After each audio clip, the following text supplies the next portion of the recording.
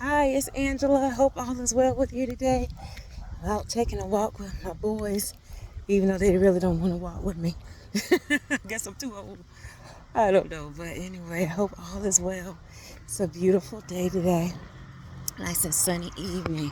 I wanted to post because something has struck me, and you know how it is when you go into the store. So the other day I had gone into Walmart, and this little girl, I want to say she was maybe 6 or 7, if that.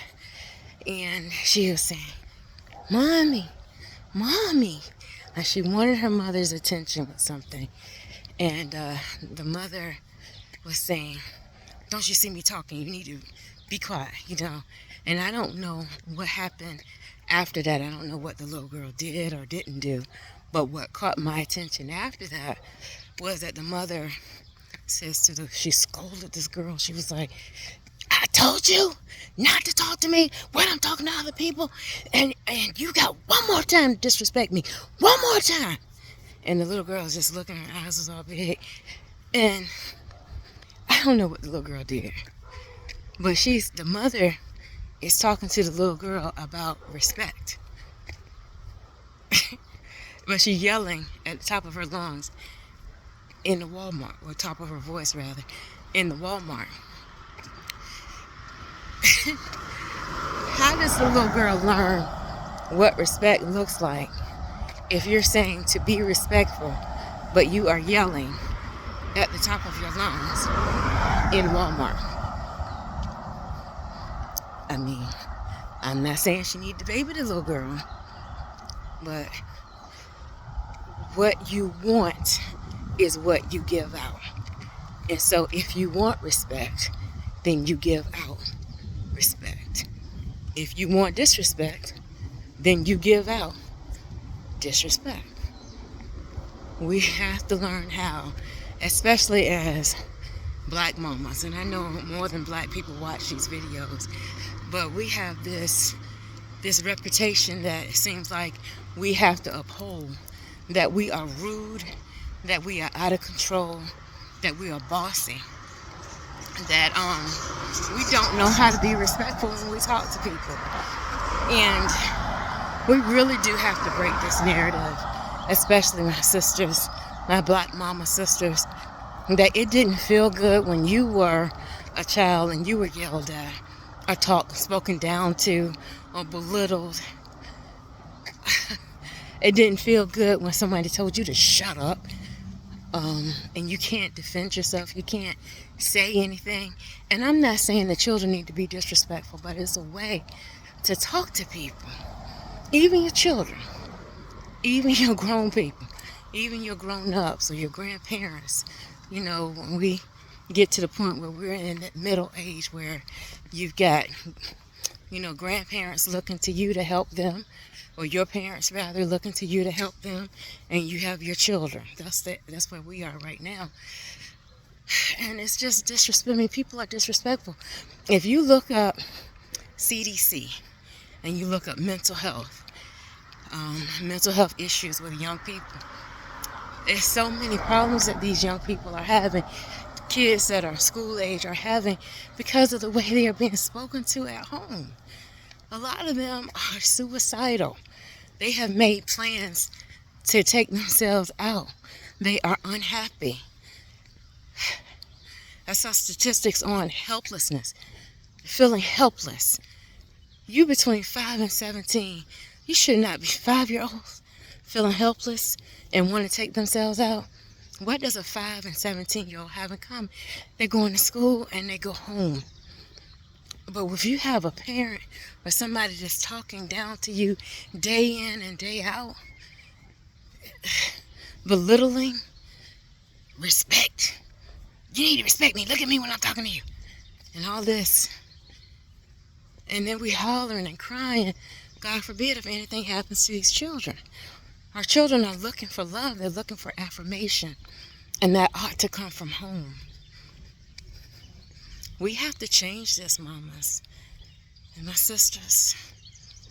My brothers too, but especially my sisters. If you do a search on Instagram for black mamas and some of the videos they have up there for how we are supposed to be sounding, and how you look at them saying generation after generation, yeah, my mom sound like this, yeah, my grandma sound like this, yeah, I know how I'm gonna sound when I get grown.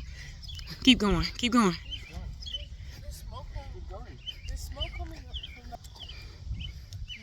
If we don't change it,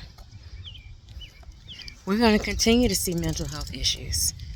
If we don't change it, we're going to continue to see children shooting up their parents. And I had in the news a mom and their child cut up the grandmother. cut her up with a saw. A 14-year-old that killed his parents and his little brother. They're angry and they're desensitized because of the way they are being spoken to. And I'm not a medical professional, but let's think about it this way. It's a lot of us who grew up that way, who grew up hearing this stuff. And then you have to learn how to parent. You have to learn how to not sound so demeaning and degrading. If it's counseling that we need, if you need to look at some videos, some training, I'm doing these toolboxes, and it might seem like, oh, she's just rambling again. No, I'm giving some tools. Breathe before you start yelling. Take a minute for yourself. There's no reason to be just coming out any kind of way, especially if you're someone and you're wise, but the way you sound it's like you're tearing each other up. And if you think that you sound good, record yourself one time when you're talking to your family, not just your children, even your spouse if you have one, your significant other, and listen to your tone. And here's the question: if you were on a job or if somebody was talking to you, would you want them to use that tone? And if the question is no, then you need to check yourself and check your tone and correct yourself. And I'm not telling you something that I just heard. I'm talking about something that I know from my own experience, that even my own husband was like, your tone sometimes is a little rough. So I had to pay attention to what I was doing and how I was saying what I was saying. And when I feel myself getting ready to get a little annoyed, then I need to take a minute.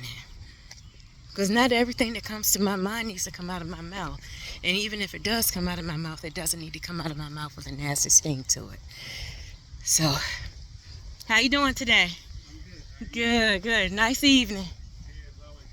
Yes, it is. So that's the toolbox for today. And I hope that it's a blessing to you. And you feel free to share them. And hopefully they're a blessing to someone else. Because I tell you, we need help. If you think we don't, look at the news for 10 minutes. And most of it is about young people and crime. And summer's coming. And we really have to pay protection over these children. Not just that they would be protected, but they don't end up in jail over the summer because nobody was paying attention. Or they're trying to get away from somebody yelling at them or talking to them any kind of way. Those are people in your house. From the 2-year-old to the 102-year-old plus, those are people. And they don't deserve to be spoken to harshly. You can still say what you need to say without coddling, without being harsh or demeaning. Because, again, you wouldn't like it, and you probably didn't like it when it was done to you. So, let's be a little bit more thoughtful, right? All right, this is the Toolbox. I'm Angela. Make it a good one.